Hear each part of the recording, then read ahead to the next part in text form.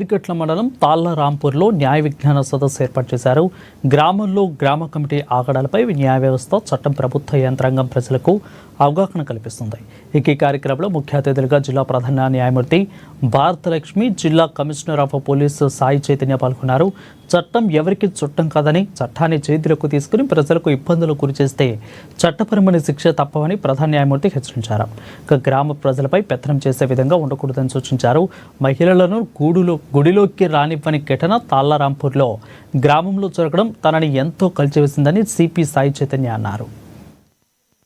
ఈ ఆర్మూర్ మండల ప్రాంతంలో కానీ ఏరియాలో కానీ గ్రామాభివృద్ధి కమిటీలు అనేవి ఏదైతే గ్రామ అభివృద్ధి కోసం పనిచేస్తున్నాయో వాటి ఆ పేరు చాటున కొన్ని ఇల్లీగల్ యాక్టివిటీస్ కూడా చేస్తున్నారని చాలా కంప్లైంట్స్ వస్తున్నాయి. అంటే ఉదాహరణకి కుల బహిష్కరణ చేయడము, ఊళ్ళల్లోకి రానివ్వకపోవడము, లేదా జరిమానాలు పెద్ద మొత్తంలో అమౌంట్స్ జరిమానాగా విధించడము, ఇట్లాంటి కొన్ని ఇల్లీగల్ చట్ట వ్యతిరేకమైన పనులు కూడా చేస్తున్నారని చాలా కంప్లైంట్స్ వస్తున్నాయి మాకు.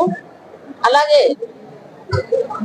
రాష్ట్ర హైకోర్టు వారికి కూడా దీని మీద చాలా కంప్లైంట్స్ వచ్చాయి.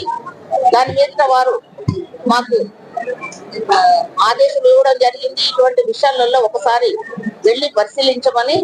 ఆ సందర్భంగా మేము ఇక్కడ ఈ లీగల్ సర్వీసెస్ క్యాంప్ కండక్ట్ చేయడం జరిగింది. ఎందుకనంటే ఎన్నో సోషల్ సర్వీసెస్ ఆర్గనైజేషన్స్ ఉన్నాయి, అవన్నీ పనిచేస్తున్నాయి. గ్రామాభివృద్ధి కమిటీ కూడా అలాగే ఒక సోషల్ సర్వీస్ ఆర్గనైజేషన్ అనుకోవాలి. అది అభివృద్ధికి మాత్రమే పనిచేయాలి కానీ చట్ట వ్యతిరేకమైనటువంటి కార్యకలాపాలు పనిచేయకూడదు. కాబట్టి వాళ్ళకి ఆ విధమైనటువంటి లీగల్ అవేర్నెస్ కల్పించడానికి ఈ రోజు వచ్చాము. ఎవరైనా సరే చట్టానికి లోబడి మాత్రమే పనిచేయాలి. అన్నిటికన్నా నాకు కలిసి వేసింది ఏంటంటే మన ఆడపడుచులు గుడికి వెళ్తే పూజ చేయాలంటారు. ఏం చెప్పాడు శ్రీరాములు వారు? ఈ సంఘానికే ఉంటాను, ఈ సంఘానికి ఉంటానని. దేవుడు అందరికీ ఒకటే. ఒకవేళ ఇట్లా గ్రామ బహిష్కరణ ఇవన్నీ చేశారనుకోండి, నా సైడ్ నుంచి మీకు పాస్పోర్ట్ వెరిఫికేషన్ లో నిగుడు రాస్తా, పాస్పోర్ట్లు రావు. నాకేం రాస్తా, మా పిల్లలు వస్తారంటే మీ పిల్లలకు కూడా నేను నిగుడు రాస్తా. ఇంకొకటి లైసెన్స్ విషయంలో కూడా ఇది రాస్తాను.